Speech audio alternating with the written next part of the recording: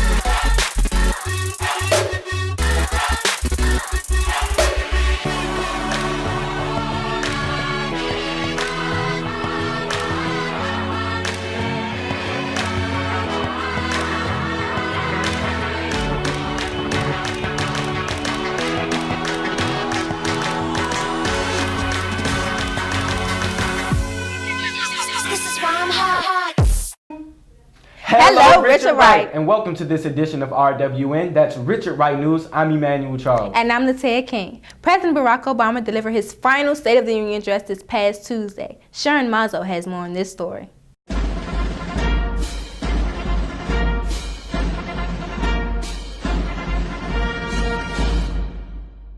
On Tuesday, President Obama let Americans know that the state of our union is strong. The final State of the Union address lasted 59 minutes and 57 seconds. Highlights of the speech came when the president addressed the economy and fighting against U.S. threats from terrorist groups such as ISIS.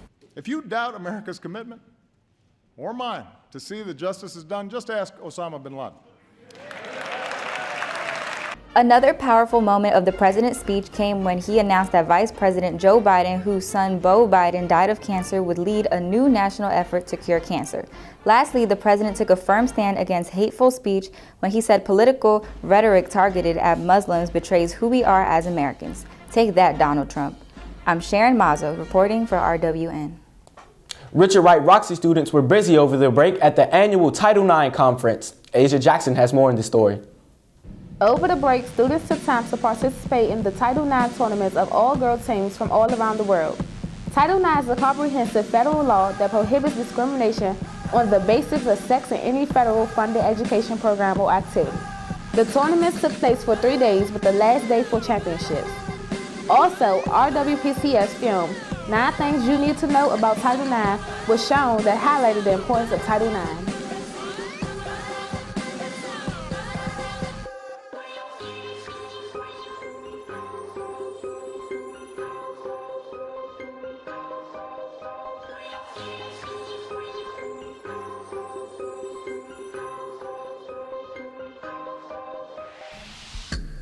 I'm Asia Jackson reporting for RWN.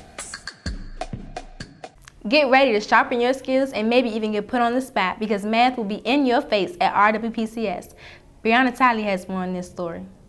I'm Brianna Tally, standing here with 9th grade teacher, Mr. Brown. So, Mr. Brown, why is math important to you?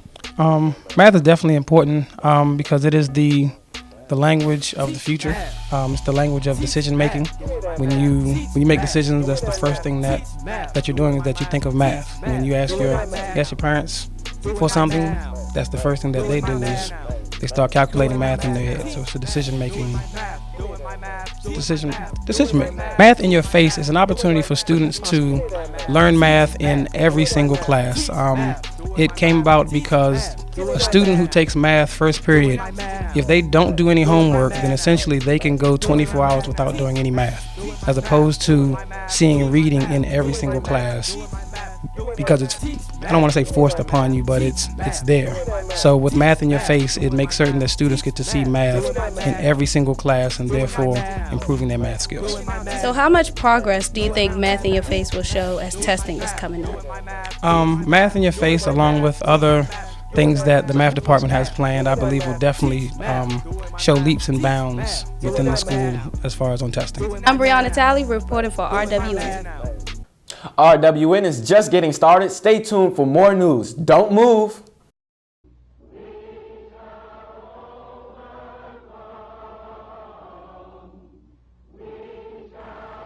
So even though we face the difficulties of today and tomorrow, I still have a dream. It is a dream deeply rooted in the American dream.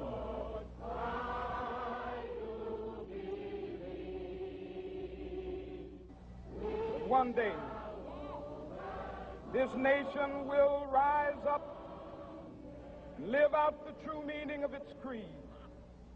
We hold these truths to be self-evident, that all men are created equal.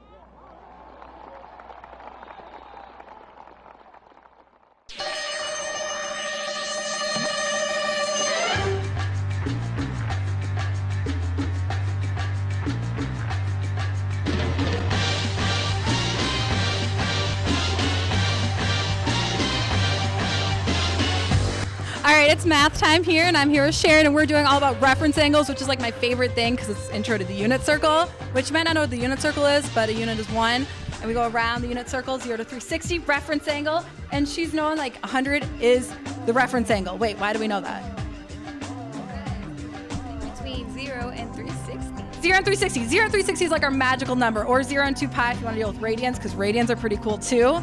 And then all she has to do is find a positive and negative, and all of this going around a circle. We're just going around a circle. Circle is 360. We got this. So she's gonna add 360 and subtract 360. That's all math is, just numbers. We got this, problem solving. Don't worry.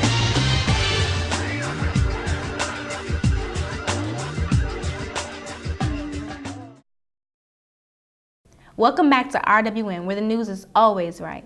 2016 is off to a busy start, but RWN is here to keep you in the loop. Monet Taylor is here with your school calendar. Good morning, Richard Wright. I'm Monet Taylor with your Spartan Calendar. On January 26th, be ready for even more literacy with our featured author, Michael Grant, in the library. In February, our spelling bee is coming back. And on April 1st, our poetry slam will be held in the cafeteria at 10 a.m. Our book club convenes every third Thursday at the Library of Congress. And coming soon, our very own website for our very own students' book reviews. Also, 2 new math competitions, Let's Make a Deal and It's Mathematics. You can get more information from Mr. Brown or Mr. Young. Seniors, don't forget, our meeting is next Wednesday, the 20th, and our next paper deadline is approaching on January 28th for our rough draft of our body and our PowerPoint. Don't forget to study hard and do your best on your midterms and finals. This is Monet Taylor with your Spartan Calendar.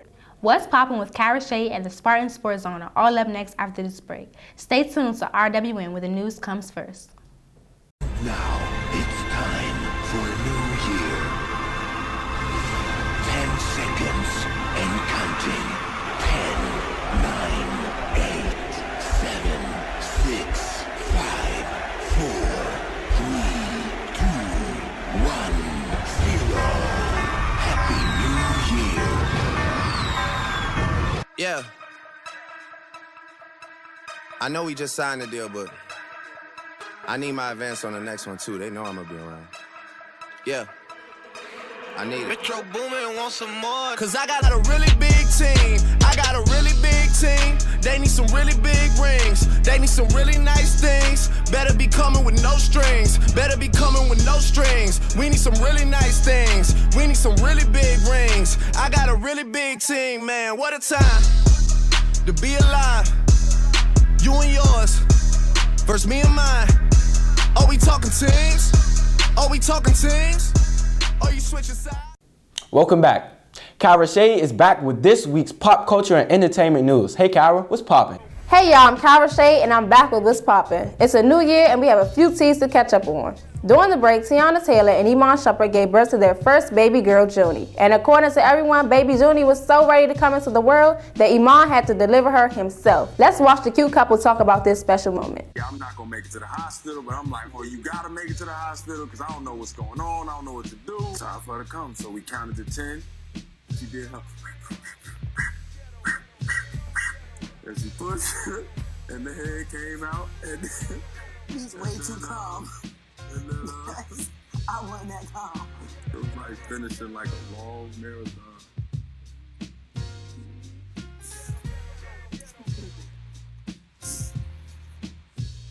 And Junie was right there.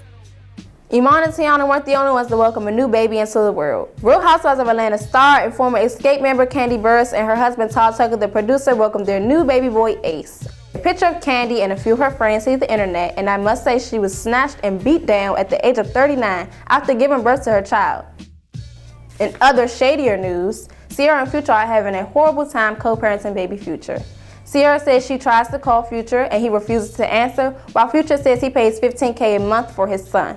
I don't know who's telling the truth, but I do know she's moved on to her new boo, Russell Wilson. She was also snatched this past Monday at the National College Football Championship game.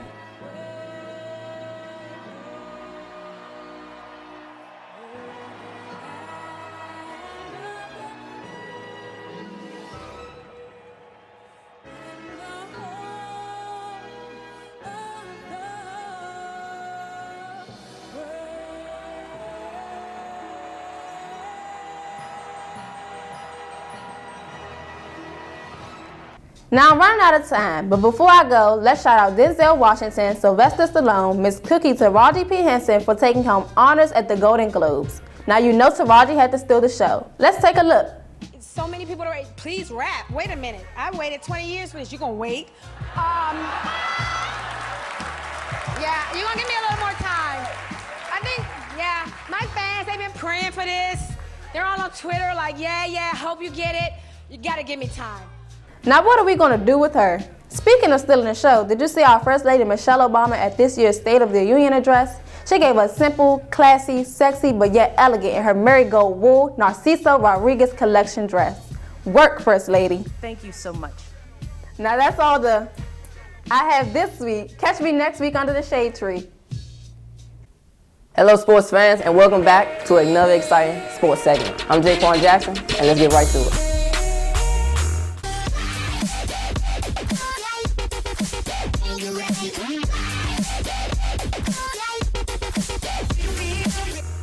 Now into Spartan sports news, the basketball season has geared off. They are 1-2 this season, beating WMST over the winter break and losing their last 2 games against Paul and Kingsman.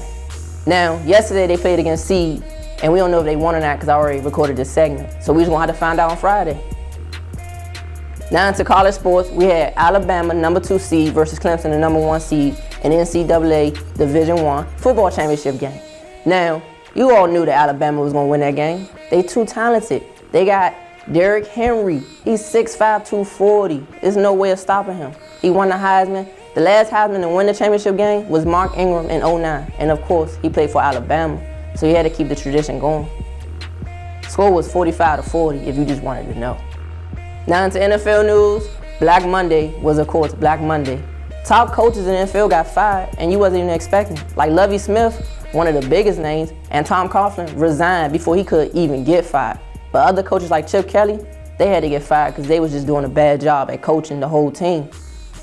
No coaches, no player, no team. Sorry, Doc, it can't get no better for you. Big shout out to the Redskins and Mr. Goodman because they made it to the playoffs unexpectedly.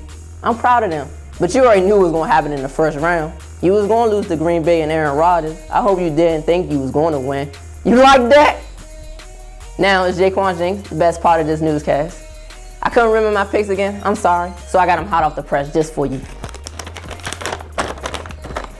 My picks are Steelers over the Broncos, Arizona over Green Bay, Carolina over Seattle, and my upset pick, of course, Kansas City Chiefs over the New England Patriots. Tom Brady can't win this game unless he's deflating balls. Sorry, Mr. Sebastian. And that's all for the sports segment. I'm Jaquan Jackson, and I hope you enjoyed it. Well, that's all we have this week for RWN. But before we go, let's pay tribute to the life and legacy of Dr. Martin Luther King Jr.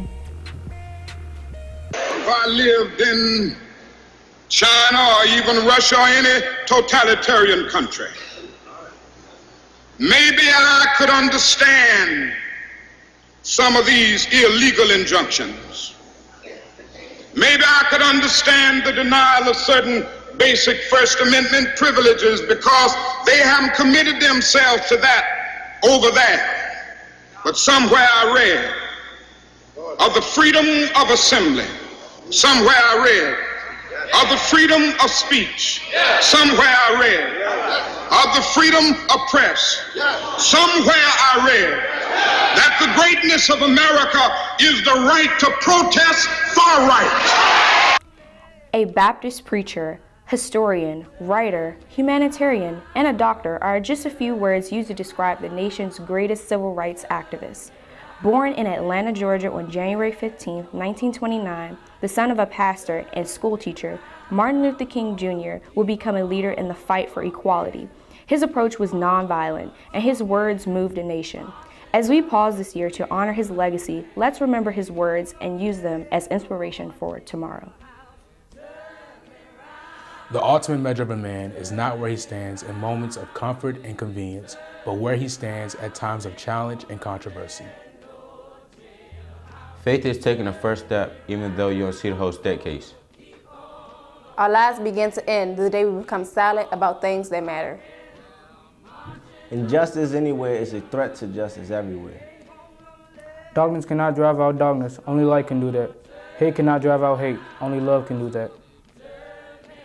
We must learn to live together as brothers or perish together as fools. I have decided to stick with love. Hate is too great of a burden to bear. Love is the only force capable of transforming an enemy to a friend. Life's most persistent and urgent question is, what are you doing for others? At 6:01 p.m. on April 4th, 1968, Dr. King was killed by an assassin's bullet, but his words will never be silenced. Thank you, Dr. King, for your life of service and sacrifice. I may not get there with you, but I want you to know tonight that we as a people will get to the promised land.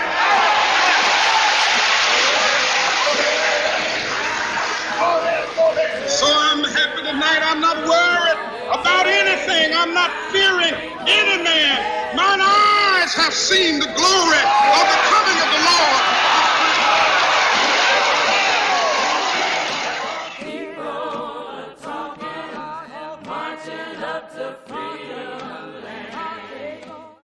Thanks for watching this edition of RWN. We hope you all enjoy your weekend and spend this time to honor Dr. King by paying service to others. I'm Emmanuel Charles. And I'm Latia King, signing off for RWN News.